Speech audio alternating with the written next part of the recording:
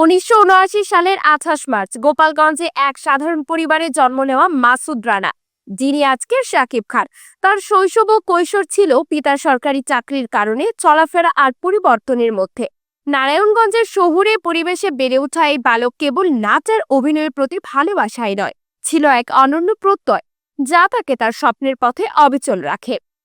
ছোটবেলায় চলচ্চিত্র কোরিওগ্রাফারের কাছে নৃত্যের পাঠ নেওয়া, অভিনয়ের সূক্ষ্মতা বোঝা সবই ছিল তার প্রথম পাঠশালা।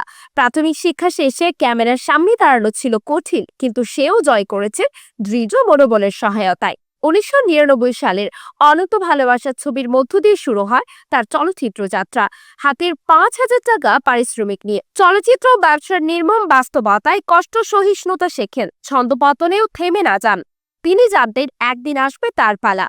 2006 সালে সোনালী সেই বছরে শাকিব খান জানালেন কেন তিনি নম্বর 1। কোটি টাকার কাবিন, দাদিমা, সদর, লাল রং সহ প্রায় 15 ছবি একসঙ্গে মুক্তি পেয়ে তিনি দর্শকের হৃদয় জয় করেন।